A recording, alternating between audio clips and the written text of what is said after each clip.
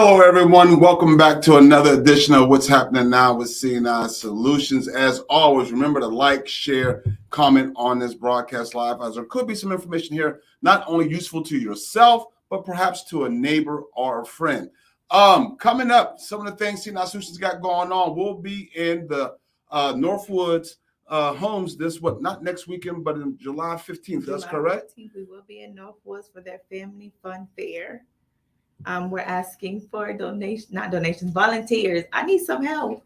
So all my CNI solution people that love and support us, come out. Let's help. Let's get this fun family event going on. Bring the kids. Let's have fun.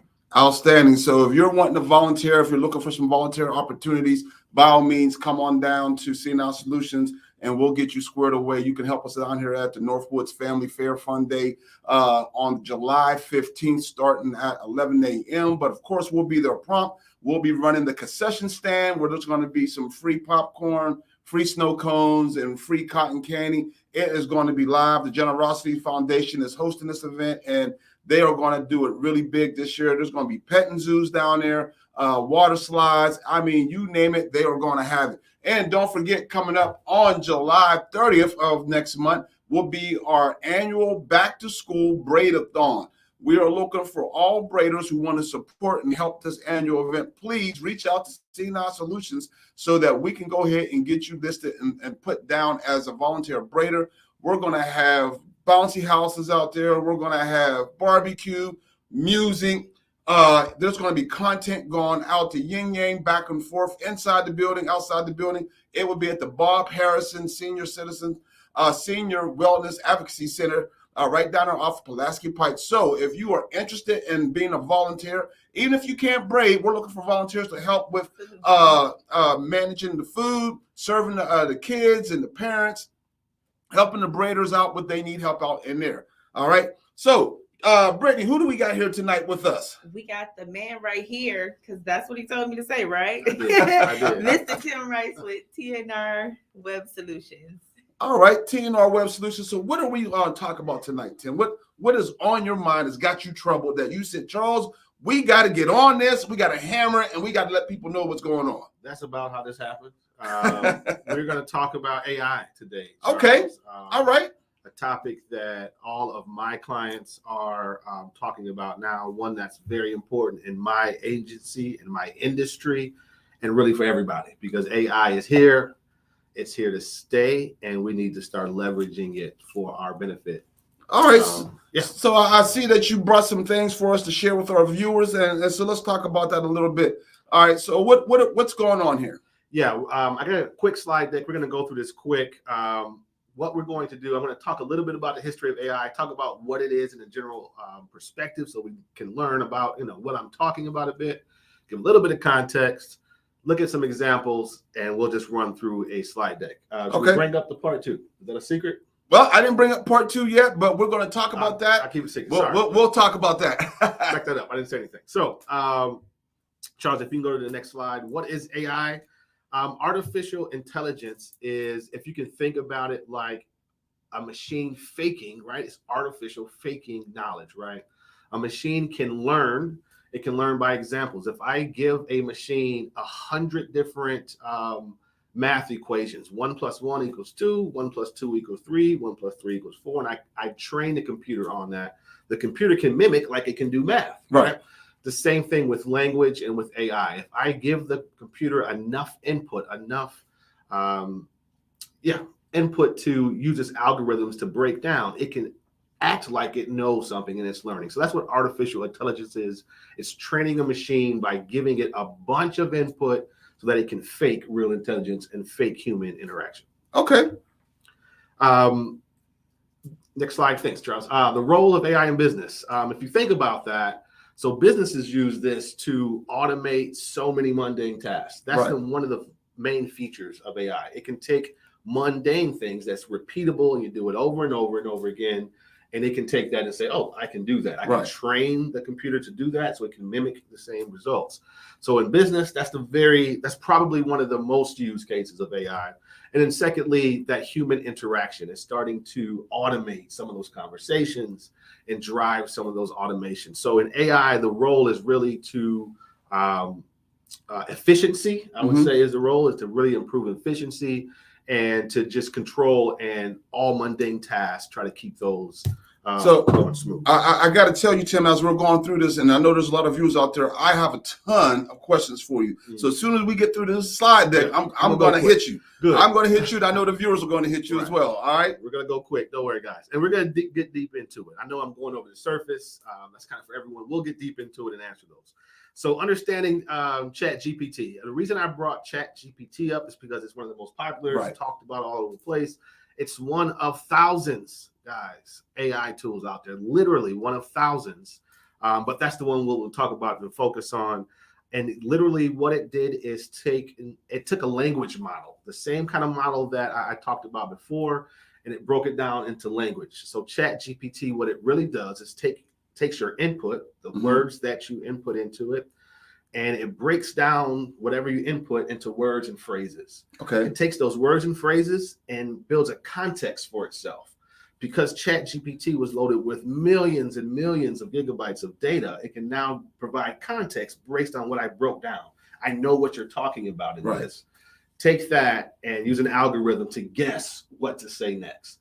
So if you go to ChatGPT and say, I am a 49-year-old male, and just hit enter, it's going to take that and say, okay, 49-year-old male, and bring some context and guess what you want to say next. It may say something like, and I love to go skiing. It may just say anything. I don't know what it will say if you enter that. But basically, it's taking your input, breaking it down, using an algorithm to guess and give itself context on what it's going to respond. And that's how ChatGPT works. So, I have used ChatGPT already. And I got to tell you, it's pretty doggone amazing. It really is. It's pretty doggone amazing. It's so amazing it scares me, Tim, because I'm thinking about, wow, it did all of this for me. What is happening to some of these jobs out there that this is going to replace? I know we're going to get into that later on, but I got your next slide for you. Yeah, thanks. Where are we at? We are at, I kind of skipped into this about how it worked a bit. I'm not going to get too technical. You guys can read that. Go to the next slide. It's okay. About how it works. It kind of breaks down that model a bit. The benefits, we talked about this one a bit. That efficiency is the big one. That's what that funnel is showing. You can now take tasks that you do every day, give it to a computer and let it do it. So it makes it real efficient. And then that customer engagement. Businesses can now have not just a chat bot that can say yes or no, but can understand a question, find context for the answer, and provide more relevant and contextually relevant answers. All right. So that's the biggest benefits. Next slide, Charles. Oh, you are, man. That's what I do, folks. Man. That's what I do. See customer experiences. I kind of touched on these a bit. Again, in the slide, there's a lot of detail. But really what I wanted to say, the real-time support is one of the biggest benefits that I've seen. One of the biggest benefits out there is now, again, I kind of touched on it just a moment ago.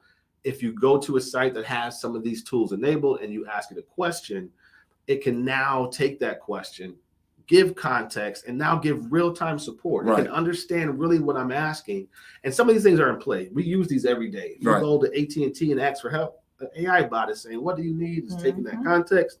It's bringing you an answer much more than it could before. A lot of times now it's taking you to where you need to go because it's understanding you more. That is enhancing that customer experience is what AI can do, sometimes better than humans. Unfortunately, which is on your other point. We'll get to that, the replacing humans things. We'll definitely talk about it. And you shouldn't be afraid. I'll just leave it. But anyway, we'll go back. Use cases all over the place. Chatbots, we keep talking about. That one is here to stay forever. All kind of customer service type tasks can kind of fall into that chatbot. Things that are just there to be that first line of defense. Content generation. This is probably what people want to know about a lot, what people use it for a lot now. When I say content generation, you can go to ChatGPT and say, I own this business. I want to write a blog post about this. Give me 1,000 words, and it will spit out 1,000 words. And it's doing that. And folks, I'm telling you, Tim is telling you no lie. When I told you I used it before, I used it in some of the most pertinent things I needed to get done here at C9 Solutions, and I was amazed of what it gave me. You know, I used it to actually put together part of my financial literacy class that I teach to teens. And information it was giving me, I was like, wow, this is way too much. It was really giving us a lot. And I was like, wow, what is going to happen to all of our instructors? So Yeah. that is something. And remind me, please, at the end of this, Charles, end of this slide, to come back to that point. Okay. About using it. So yeah, that's use cases. Leveraging GPT. I've given some examples here, like lead generation, right? A lot of clients, a lot of customers, especially if you're in service or if you're in retail, leads are the lifeblood of your business, and generating leads and nurturing those leads is a full-time job for any business. That's where an AI bot can very much step in that gap, handle those top level type of lead nurturing things and lead generation efforts. At the very top of your funnel is where AI is very good with that. We'll talk more specifically about that a bit later. But that's one example of doing that. Automating customer support. I keep bringing this one up because this one is one of the first to implement in your business, right? If I'm giving you kind of what to do first. And it's one of the most popular out there. I think this is going to take over customer satisfaction pretty much entirely in the next few years because it's so good at it. Did I skip one? Let's see. You might be better than me. Yeah. Improving website. You got it better than I do. Interactions. What I mean by this is, and I kind of touched on it, the dynamics of the conversations that you can now have on your website. Right. I remember a few years ago, chatbots aren't new. We've been dealing with them for years, but they were very dumb. They're like brick walls. They only could have responses to questions you ask specifically. Right. And if you ask that specific question, I can give you a specific answer.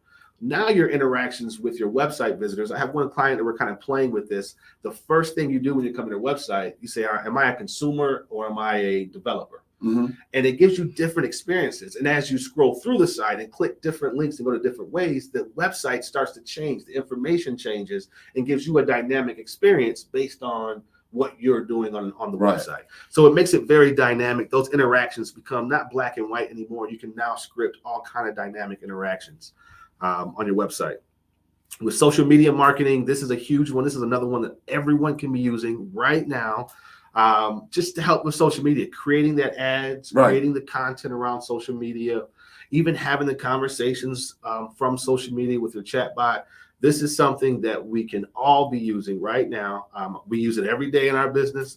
We use it for our clients just to help with the creation of content for your social media. You can go to ChatGPT and say, not only create the content, but if you back it up and say, hey, I sell basketballs.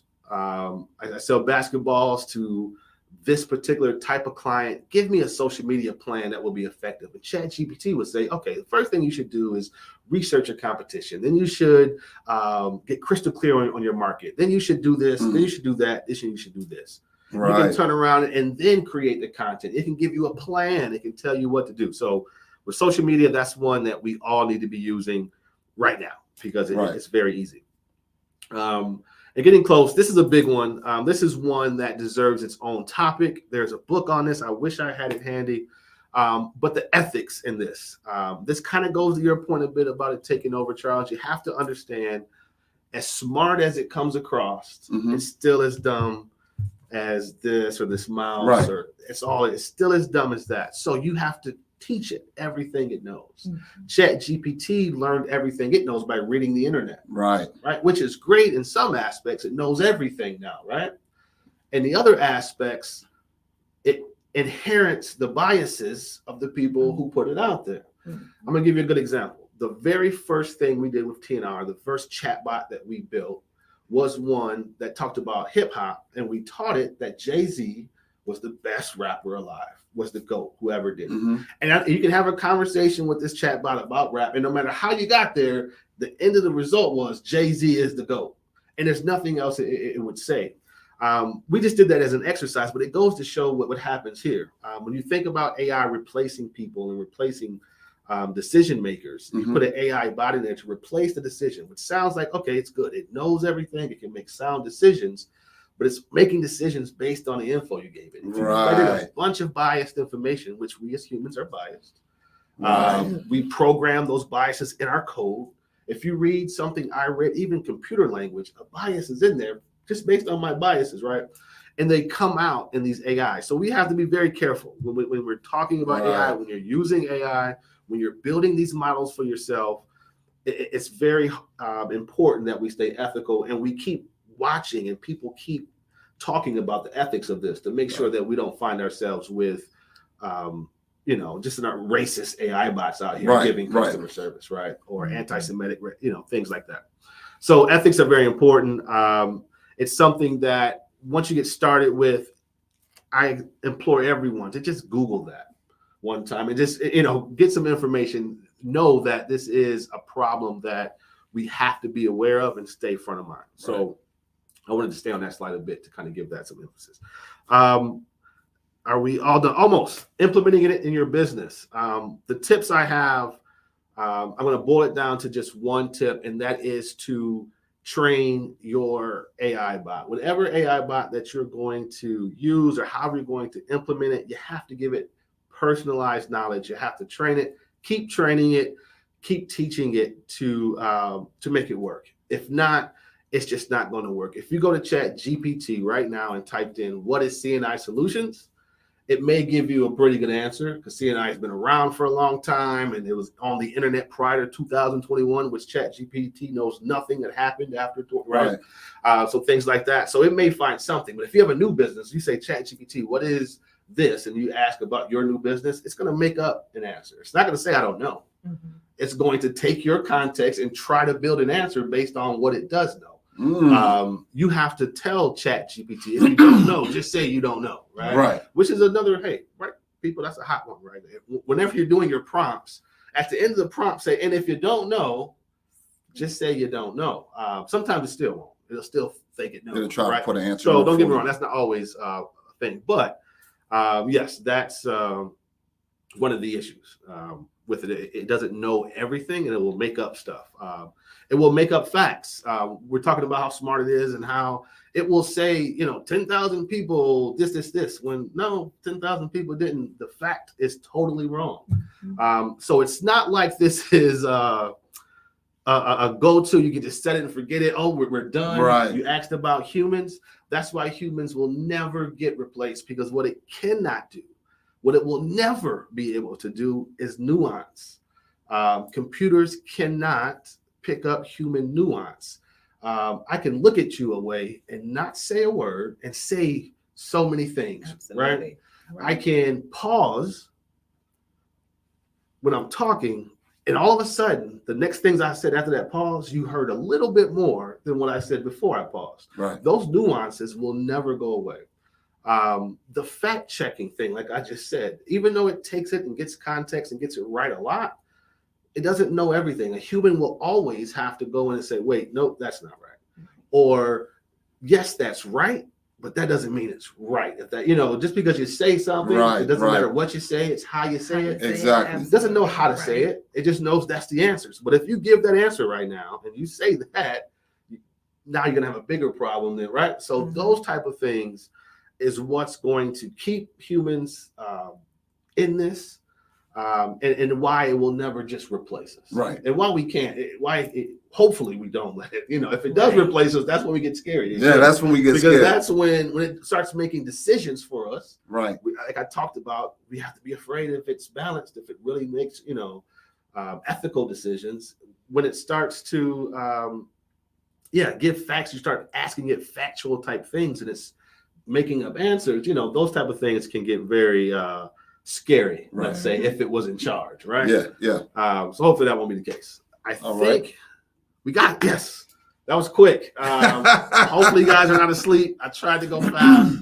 Those slides we'll provide to you. It has good information on it. So we got to the Q&As, and I'm ready. I noticed I got someone already who's got a Q&A for you. Okay. She basically saying here, lately I've been hearing about AI artists and singers, specifically software that clone Drake's and The Weeknd's voice. What do you think this means for the future of entertainment and those who make multi-millions in that industry? Good point. Yeah, I've seen that. Those tools are amazing. I use those same tools to create presentations because you can speak different voices, different languages. So the tool is great in its form of design. Mhm. But what's happened now, people have used it because you can also clone voices. I had a friend wrote a self-help book, and he had Morgan Freeman voice over his book for the online. And can you imagine the depth? And it was amazing. And those kind of tools is what that's for. Right. For people like that. But anyway, what I think it means is they're going to shift. It doesn't mean anything. We're at the cusp of a technology, just like anything else. 20 years ago, maybe Napster, is that longer? I don't want to date us. Maybe longer. Yeah, I don't want to date us. But I remember that's going to end the music business then. All you don't have to pay for it. Streaming was going to end it. DVDs was going to end movies. Streaming was going to end DVDs. And this is the same thing. The music industry, let me say this, AI can detect AI. Okay. Written and spoken, right? Just like when you pick a song in Shazam or anything else, or if you try to load a video with music playing in the background and it flags your content and says, oh, you can't load that, and mutes it, that technology is going to get better and better and better to keep up with pace of people trying to misuse the artist's, licensed information. So I really don't think it's going to mean anything long-term. In the short term, it's going to be novelty. Things are going to go viral, like Drake's voice being used. And eventually they're going to find a way to, one, control it, or two, monetize it. Right. Because maybe they won't mind if you use my voice. Drake won't mind if you do that. If you're paying him a 20% royalty to perform anything you do, maybe he licenses his voice for you to go do. I mean, who knows where it's going to go, but it's not going to make any seismic shifts in the music industry. So during the slideshow, you mentioned something about you have to train your AI. So can you actually buy your own AI program and use it? Because I thought, I'm not the AI tech suave guy, but I thought GPT was it. Right. And you're saying like there's thousands out there, and you could like buy your own and train it to say the things you want it to say? Absolutely. The reason ChatGPT is so large is because what they did is they gave their models to us developers and said, hey, developers, here's my whole model. You can build on top of it. And they've been doing this for a couple of years now. So a lot of these tools have been built on. ChatGPT is in its fourth iteration now. We're at ChatGPT 4. So you got to understand, there was 3.5. Did you hear about that? 3, no. 2.2. None of you got, right? So it's been going. So what I see AI on TikTok. Right. So we're at ChatGPT 4. It's gone through iterations.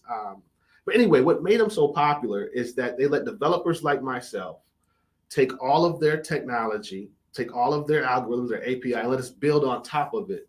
And through a system called APIs, work and build our own systems, our own tools using their technology. For example, one of the tools I used for a long time was Jarvis. Jarvis.ai. If you guys want to look at that, Jarvis is just an AI bot. It does a lot of things for you. It'll write full blog posts for you. It'll write all kind of stuff. Jarvis is just a company, just like mine, that took ChatGPT's technology and kind of pre-built prompts for you, right? They kind of pre-lead you and let you ask better prompts to ChatGPT. But that's all they did. They just kind of pre-structured your prompt so that the output would be better. Just like any machine, you put garbage in and get garbage out. Right. Same thing with chat. If you ask it a garbage question, you get a garbage answer. But if you ask it a very intelligent, well-structured question, you get a very intelligent, well-structured answer. So Jarvis built on top of ChatGPT to provide that. Same thing I did and what I'm doing. So that's what made them so popular and able to get so they are the face of AI. It's kind of like a brand that becomes the product. You know what I mean? Like Q-tip becomes it's really right. Yeah. Or cotton. Or I can't think of other examples, but you know what I mean. Like all of a sudden, a brand. That's what happened with ChatGPT. The brand has now become. That's what it is. But really, it's just one of a lot of companies. But they were smart enough to open up their back end for developers and say, "Hey guys, come make stuff with me." Right. And we've been making all kind of stuff with them. So I got something to follow up with that, but we got another question from one of the viewers. It says there have been cases where scammers have cloned voices, contacted the humans, loved ones with ransom or demands. How has it been updated for dealing with the legalities of using AI for illegal activities, I should say? Yeah, we're watching it. I mean, guys, again, this is technology unfolding. Literally, there's no case law. Look up the case law to an AI bot, doing these things. There is none. We're going to see when this case goes to court. They're going to have a case law now on this. Right now, we don't know. Last year or 2 years ago, there was a thing in video gaming. I forget what they call it, where you call the feds on people and have them show up at your house and say, "Hey, it's an emergency. This is going on at the house." And the police and the feds show up, called swatting. SWAT team would show up, and it happened and killed somebody one time. A gamer got mad and swatted someone's house, and the guy died. The police shot and killed the man. And everyone was like, "Oh, what do we do about this? What do we do about this?" Because there's no law. Did he break a law? Prank call? So you slap him on the wrist and say, "Oh, prank call the police." No. They had to create a law. Same thing with this. They're going to have to create laws, and we're going to get case law around this now. If you swat someone, it's not the same thing as making a prank call. There's a case law on it that says, "Oh, you swatted someone, now you go to prison." Same thing with this. You use this to do, and just like anything else, I'm sorry to jump around a bit, but it's not like you can do this anonymously. They're going to find you. Right. This is the internet. There's footprints. You're not going to just send it and be untraceable. And that was maybe on TV. A great question, because that's actually where I sit as a parent, seeing all these news stories where a woman got a call from her daughter screaming, "Mommy, help me." And they're like, "Oh, send ransom." And she runs home and her daughter's in the bed asleep with her husband. So for, us parents, especially as new generation parents, like, hey, is it really something we want to actually put in where if my kids' voices heard over the phone, heard over the internet, I have something to worry about behind that? Right. It's going to be, I think we're going to feel our way through it, guys. I mean, literally, we're here. It's hard to talk about it in the now. Our kids will be able to tell, "Oh, that's what happened," or that, you know what I mean? Because that's where we are. That's how forward we are with this technology. And ChatGPT has a lot to do with that, again, because they opened it up. We could have kept it behind doors. We've been doing this for a lot of years now. So we got a couple more questions for some of the viewers out there. It says, what code language does AI use? Are there classes offered to teach this, or is it now just a normal part of programmers training?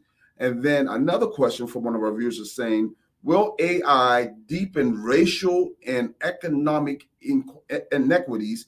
And how can our community not be passed over in new technology? Oh, man, some tough ones there. No, very good questions. If we can go back to the first question. All right. What language? When you say what language is AI in, I don't know. When you talk about the algorithms that the AI uses, that's kind of a real broad question. That's like asking, I don't know, what language is basketball played in? It's like, wait, it's basketball. It doesn't really play in a language. Same thing with this. This has any kind of language, right? Anybody can play basketball. So it doesn't really matter the language. It's all about the algorithms. And that deep kind of coding is literally rocket science type coding. I don't know, right? So I don't know. But the language that we use to interact with it, now that's what matters, right? And that can be any normal programming language. PHP, CSS, you use curl, any language to make API requests. So if none of that makes sense, don't worry. But if it makes sense, any language you can make an API request with, you can use that with ChatGPT. The inequities, two things. Things like this will slow that down. When I say things like this, our community, we know who's watching this show, who's involved in this show. Talking about it and taking advantage of it will help. But just like anything else, the rich will get richer, right? The people who are using this will take advantage, and the ones who are just getting used by it will get used by it. Right. And that's the case. So will it deepen it? Maybe. I mean, honestly, this is the type of technology shift that's going to change everything. Maybe it does deepen it. If we get involved and get on top of it, maybe it has the opposite effect. And we utilize it to try to close that gap. But this is one of those opportunistic times in history where we'll look back and there's going to be so much generated off of this, and how much of that we get, I think we're figuring out right now. So with AI and the computer age that we're going through, we're watching these restaurants like McDonald's is getting automated. We're seeing now where we got the autonomous driving for most of all these semis. Now they're starting to do autonomous driving and all that. And one of the things that you mentioned, though, when you're dealing with AI, you said it's not going to be 100% correct all the time. Mm-hmm. And with ChatGPT that we're using now, how can one protect themselves from using it and then presenting it to their customer or to the world and come to find out it's wrong? Mm-hmm. You know, how do you deal with that? The way I'm going to speak on how we do it and how I teach my clients and friends to do it, and that is to not rely on it. Yes, you can go to ChatGPT and say, "Hey, write me a blog post on social media management." Mm-hmm. And it'll spit out 1,000 words on social media management. Or you can be a social media expert and say, "Okay, I want to write a blog post on social media management. What's important? This, and this. Mm-hmm. What's the key points? That's the key point. This is a key point, and this is a key point." And then you go to ChatGPT and say, "Write me an article and blog post. Here's the title of it. Here's the key points I want you to use, and here is the result I want you to gain."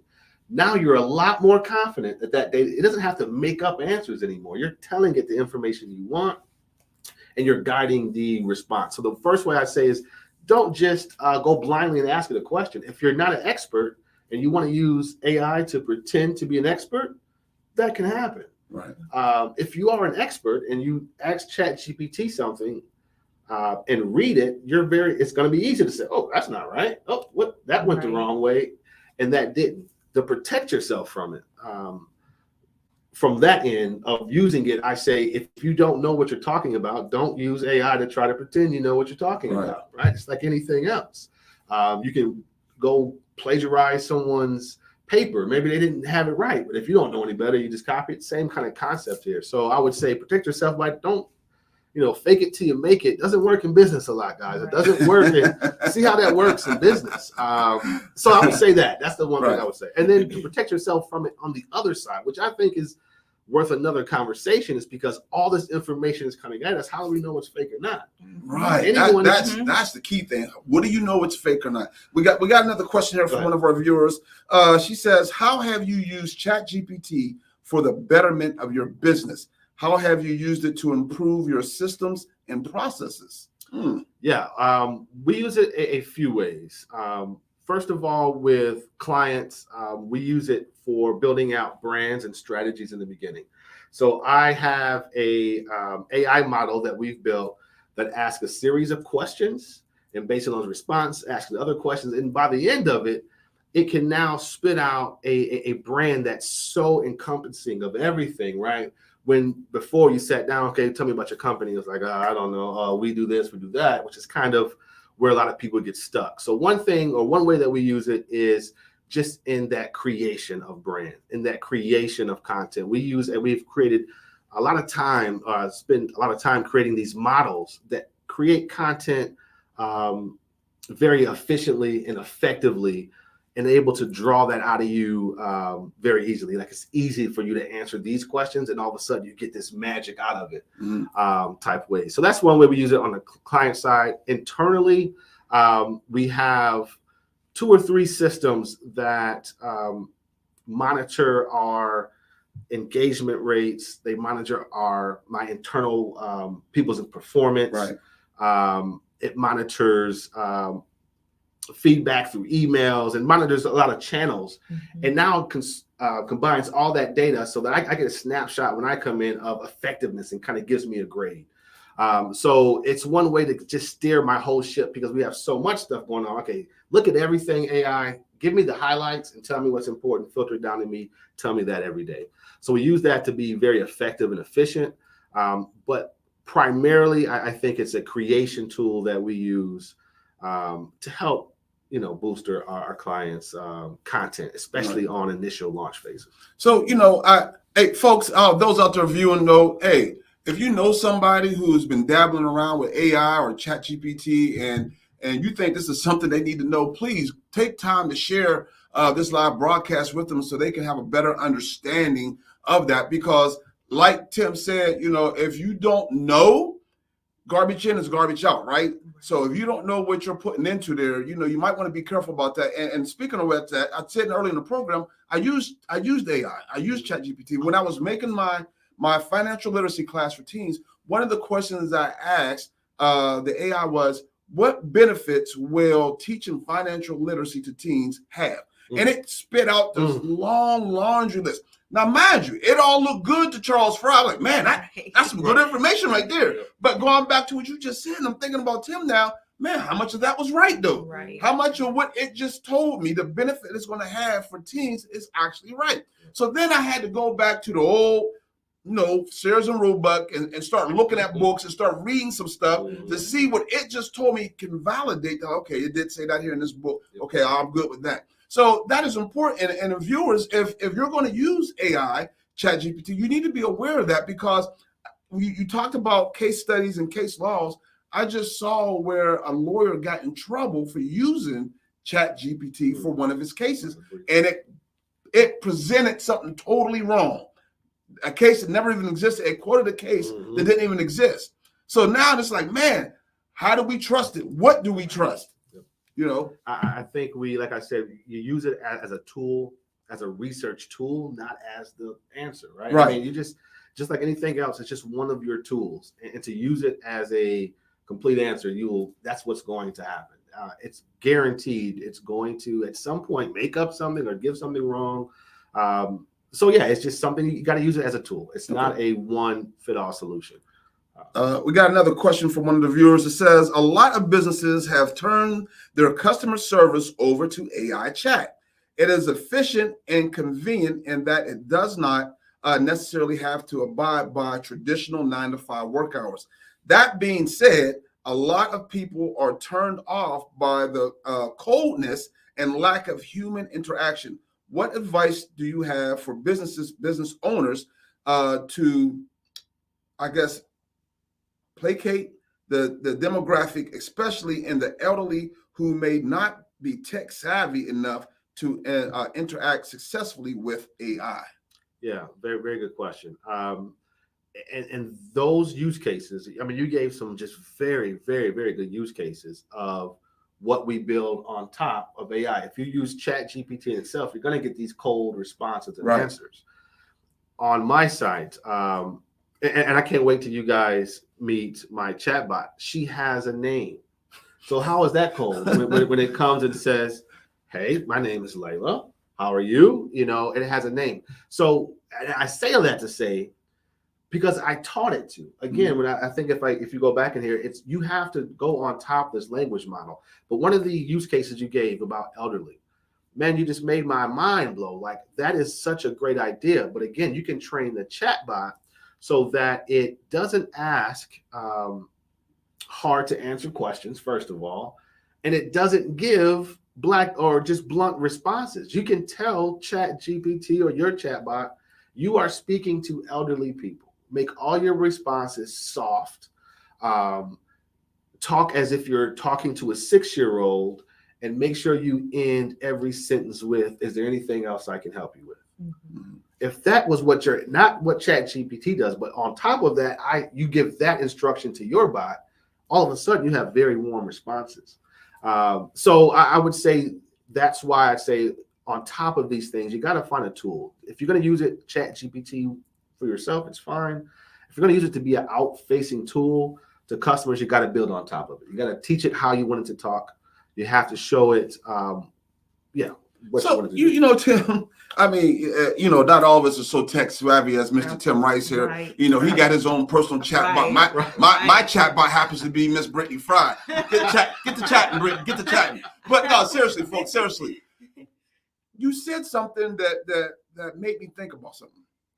You said the name of your chatbot is Layla. Layla. Does Layla talk to you? Talk to me. What do you mean? Are you able to interact with your chatbot? Absolutely. Like, hey Layla, what time is it today? Kind of like how we do Alexa.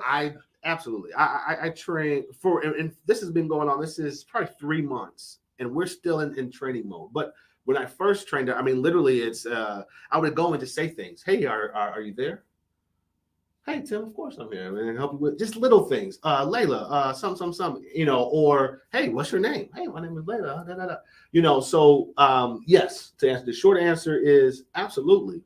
But it doesn't just happen, right? You got to have something to make that happen. But what was your question? It just feels like it's so Tony Stark's here, Iron Man, kind of like Jarvis. Yeah, right. Go ahead and give me the readout of this, and that. And when you said that, her name is Layla. It made me think about that. Yeah. And it's just so funny how far we have come. Absolutely. Like this and dealing with this now. I think I want my own little personal chatbot. Like this. I'm gonna call her Kiki. Hey, Kiki. What's supposed to be happening down at such and such, but that is awesome. I mean, that is awesome. Hey, we got another question. I know it's just a comment. Miss Barnes saying we love this. She loves this information that what you're giving at, so part one. So folks, and he brings that up. He brought it up kind of early in the beginning of the show. This is going to be part one because Mr. Rice is going to come back and he's going to actually demonstrate what, I don't know. Are you going to bring Layla? Absolutely. That's a great. We can definitely do that. We're going to have Layla on his own personal chatbot, and she is going to show us. She is going to show us what she can do and what she has been doing for TNR Web's solutions and how she's been interacting with him and his clients to help him on his day-to-day journey. And like you said, you're still learning. You're still learning this, and y'all are still in a training phase. So we're going to give them some time to train a little bit more because I don't want Layla to come on talking about, I don't know that, Tim. Well, Layla, can you help us? Can you show me with the dynamics of this? Tim, we hadn't talked about that yet. I want Layla to be straight with them. That is awesome. That is awesome. I love that. I love that. I was going to say that really what I wanted part two to be not only just Layla, that's great, but just to all these concepts that I blurred over. I want to show you. It's easy. Even if I talked about them till I was blue, you wouldn't know. Right. But on part two, we're going to open the computer. I'm going to show you these tools. We're going to build some prompts. I wanted to say earlier that, for instance, my entire presentation, my full slide deck was all done by AI. I didn't write a single word. I didn't create none of those images. I didn't do any of that stuff. I literally sat here, and Charles can attest to this. I put it on my little tablet, went through the slides, and I scribbled little notes on the bottom of each slide 15 minutes before this show. And I only say that I'm going to show you how I did it. That's the things I want to do in version 2 of this. We're going to go and we're going to build a slide. Well, this made the mic drop and his mouth drop as well. This is crazy. Folks, we are, the future is now. Right. The future is now.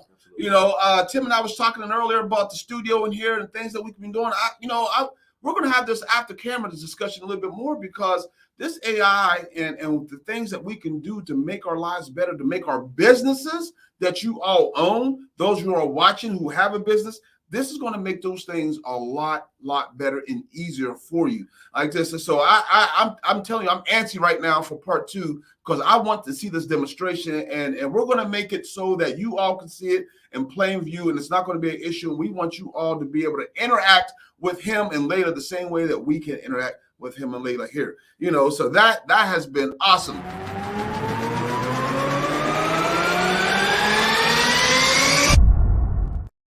All right, folks, you know what that is. That is tonight's Rocket Round Questions, and it's being brought to you by Will Technology, where Will Technologies, they offer a lot of things, such as provide advanced technical programming and management and innovation solutions to various federal government agencies, including the U.S. Military Forces, Department of Defense agencies, and NASA. So, Tim, on these Rocket Round Questions, first question is going to be, tell me the most influential book that you have read that's helped you in your journey. Easily, it's a book, E-Myth. It's been revised, so it's E-Myth Revisited by Gerber. I believe it's Michael Gerber. Easily that book. Okay. E-Myth Revisited. Any entrepreneur starting out, been in business, anything around business, if you're in business whatsoever, any stage, read that book. All right, outstanding. And tell us the most positive advice that was given to you.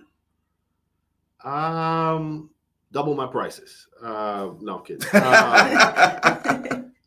I think it would be the biggest impact on my business, I would say, in marketing is I changed all of my messaging and marketing to focus on a single individual person.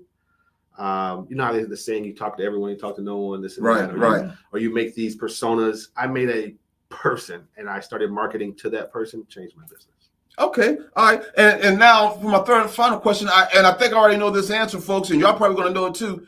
Tell me the one tool you cannot live without. It's not ChatGPT. Honestly. It's not Layla either. Okay, they ain't Layla. I don't know. There's a few, but I'm going to give one that's fairly new. I was going to give ClickUp. ClickUp.com is just a project management. Mm-hmm. It manages my entire business, all my people, my outside vendors, inside. So it's like Trello or Asana, Monday.com, those type of things. But for me and my business, it's driven by a software called ClickUp. Okay, outstanding. We did have another question that came in during the rocket round. It says, do you know if AI customer service has made competitive inroads into business outsourcing to India? No, but it will. And maybe it has a bit, but it will. And when I say it will, it's going to take it over entirely. No person, not even in India, will be cheaper than having this bot, right? Mm-hmm. The reason it's in India now is because it's so cheap. Right. Eventually, this will be cheaper. And we won't have to worry about the language barrier, right? Mm-hmm. Understand. You won't have to worry about understanding it. Where the problems will be the bot not being able to comprehend what you're asking and things like that. But yeah, I think it's going to replace it. Has it done any inroads now? I would say yeah. I haven't talked. I don't want to be insensitive, but I haven't called a number in a while and got a Indian, hello. I haven't heard that in a while. It's been either AI or. Man, that's a good point. So, off of that viewer's question, and I know that we're getting close to our time, but in your personal opinion and technical opinion, what jobs do you think will be safe from AI? Or the reverse to that, what jobs do you think will be lost to AI?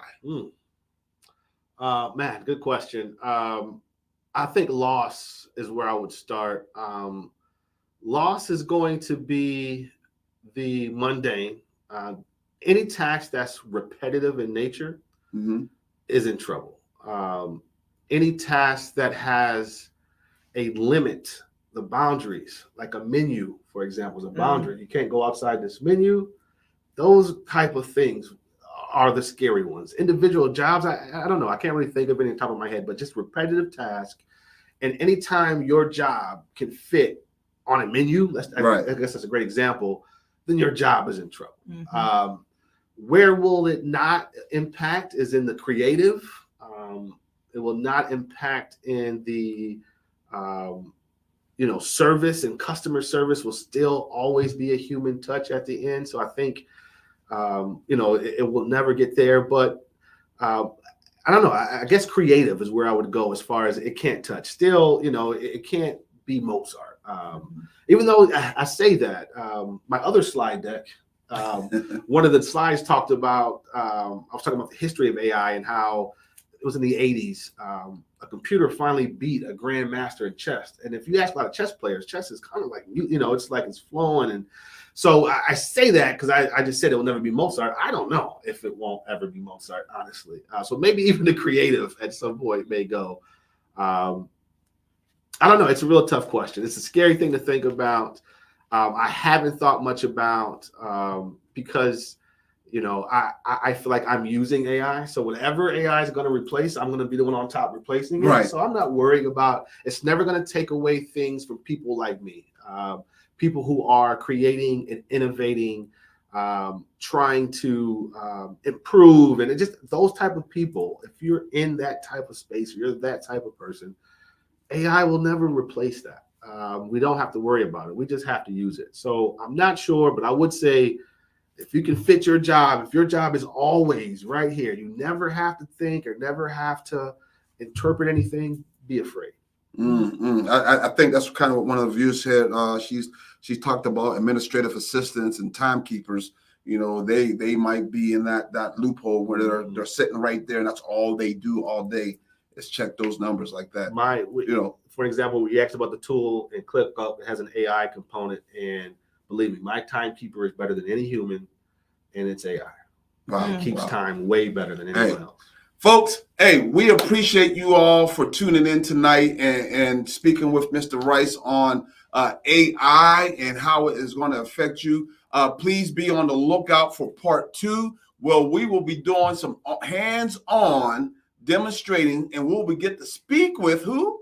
Layla. And I can't wait. I'm telling you, I cannot wait. I cannot wait. So make sure you're paying attention to our Facebook page. Follow us so you can find out when that's going to happen, because that's going to be interesting. No, I joke around a lot about that, but that is really going to be interesting because we're moving into that new age, and a lot of us are going to end up interacting with AI faster than we think. Just like if you think about computers, when they came along, that VIC-20, that IBM first came out, everybody's like, we're not doing that. I was like, now look, we got phones that we're working with and tablets that we're working with. So it's going to come a lot faster than we think. So please make sure you stay tuned for that hands-on experience for ChatGPT AI, and we get to speak with Layla.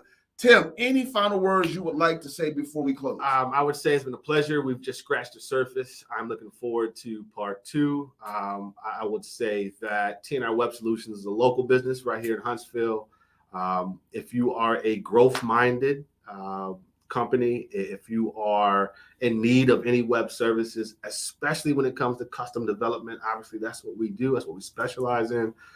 Give us a shout, tnrwebs.com. I'm not sure I'm supposed to plug myself, but give us a shout, and I will, we can help you. I look forward to it. Even if it's just a talk, you have questions, I love doing stuff like this. So, reach out. Hey, we appreciate you, Tim. We want to spend a special thanks out again to Will Technologies for sponsoring tonight's program. And as always, remember, your yesterday is not your today, and your today is not your tomorrow. Good night.